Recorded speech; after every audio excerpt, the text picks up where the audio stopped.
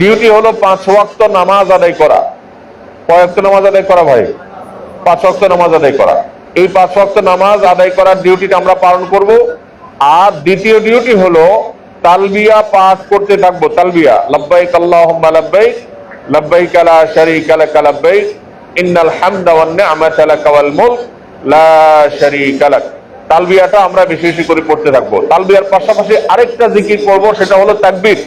আল্লাহু আকবার, আল্লাহু আকবার, লা ইলাহা ইল্লাল্লাহু আল্লাহু আকবার, আল্লাহু আকবার ওয়ালিল্লাহিল হামদ। এই তাকবীর এবং তালবিয়া দুইটা আমরা থেমে থেমে থেমে থেমে থেমে বলতে থাকবো ইনশাআল্লাহ। বিনা প্রয়োজনে মোবাইল ঘাঁটাঘাঁটি, ফেসবুক, ইউটিউব ঘাঁটাঘাঁটি এগুলো করে আমরা হজকে বরবাদ করব না। আমরা হজ করতে আসছি ভাইরা আমার। আমাদের পূর্বসূরীরা যারা ছিলেন, ইসলামের সোনালী যুগের স্বর্ণ মানবরা যারা ছিলেন, তাদের হজ তাদেরকে এমন ভাবে নাড়া দিত, তাদের ভেতরটাকে এতটা পরিবর্তন করত, তারা পাগল করা হয়ে যেতেন।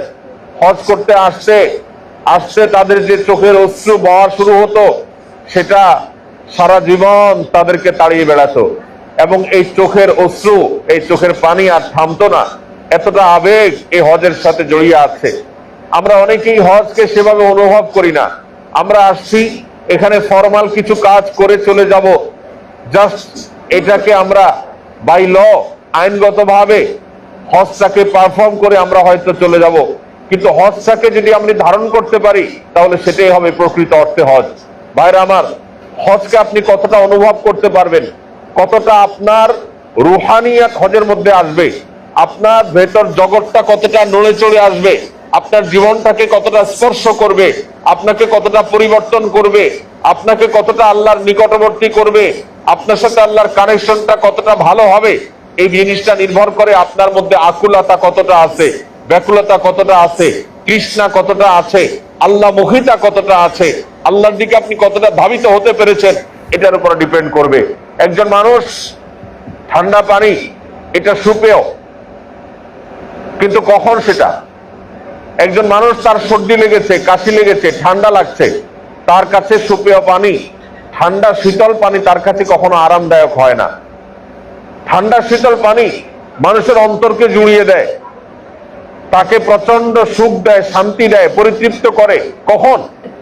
যখন সে প্রচন্ড তৃষ্ণার্ত থাকে, যখন প্রচুর তৃষ্ণা থাকে, যখন ভয়ঙ্কর রোদের মধ্যে, কাঠফাটা রোদের মধ্যে সে পরিশ্রম করে এসে ঠান্ডা শীতল পানির গ্লাসে চুমুক দেয়, তখন তার পরিতৃপ্তির সর্বোচ্চ পর্যায়ে সে পৌঁছে যায়।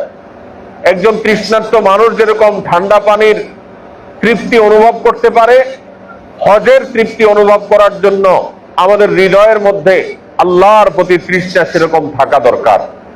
আল্লাহর প্রতি তৃষ্ণা যার যত বেশি থাকবে, তার হজ তত বেশি তিনি অনুভব করবেন, তার হজ তত বেশি তিনি এনজয় করবেন ইনশাআল্লাহ।